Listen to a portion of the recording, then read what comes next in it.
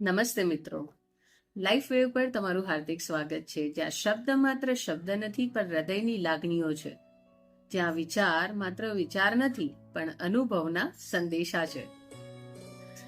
આજે આપણે વાત કરીએ એવા સવાલો વિશે જેનાથી ભાગ્યે જ કોઈ અજાણ હશે.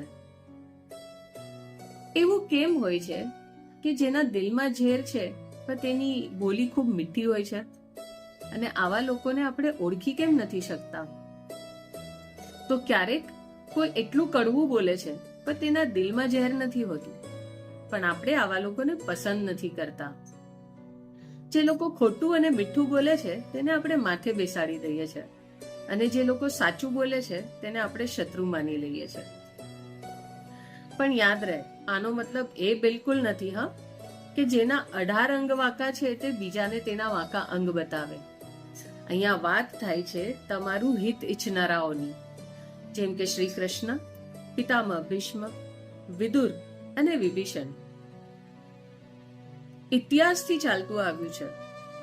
મહાભારતમાં જ્યારે વિદુરજીએ ધૃતરાષ્ટ્રને ચેતવ્યા કે દુર્યોધનનો આ અહંકાર છે ને તે આખા કુળના નાશનું કારણ બનશે. જ્યારે વિદુરજીએ તો સાચું કહ્યું હતું, પણ ધૃતરાષ્ટ્રએ શું કર્યું? વિદુરના શબ્દોની અવગણના કરી, તેને શત્રુ માની લીધો. અંત શું આવ્યો? વિદુરજી તો સાચા નીકળ્યા અને કૌરવ કુળનો નાશ થયો.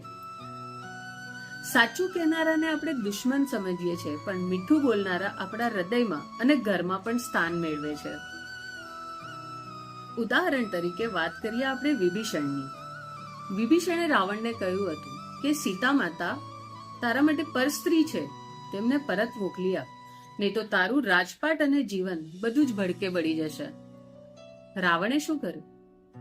રાવણનો અહંકાર તેને ગેરમાર્ગે લઈ ગયો. વિભીષણને તેને શત્રુ માન્યો, પોતાનાથી દૂર કરી દીધો, અને અંત શું આવ્યો? રાવણનો સંપૂર્ણપણે નાશ થઈ ગયો. તો વાસ્તવમાં શત્રુ કોણ છે?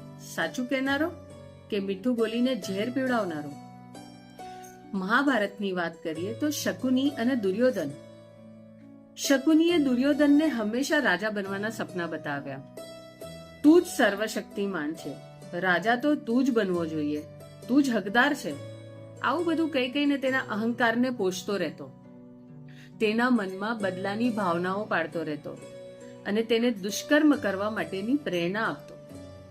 આ બધાનો અંત શું આવ્યો? કૌરવ કુળનો નાશ થઈ ગયો.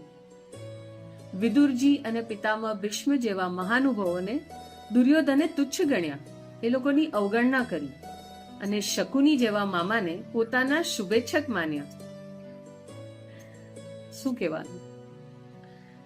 ચલો વાત કરીએ આપણે રામાયણમાંથી મંથરાની, જે હતી તો એક દાસી પણ આખું રાજપાટ તોડીને ગઈ. મંથરાની વાતોએ કૈકેયીના મગજમાં ઝેર ભર્યું. રાજા તો ભરત જ બનવા લાયક છે, રામને તો વનવાસ કરવો જોઈએ. સૌથી વધારે પ્રેમ કૈકેયી કરતી હતી રામને, પણ 14 વર્ષ માટે તેને વનવાસ પર મોકલી દીધા. દીકરાના વિરહથી પિતાનું મૃત્યુ થયું. મિત્રો, ખોટી સલાહ આખું રાજપાટ તોડી શકે છે, તો તમારું ઘર શું વસ્તુ છે? સત્ય હંમેશા કડવું હોય છે, પણ જીવનને સાચી દિશામાં લઈ જાય છે.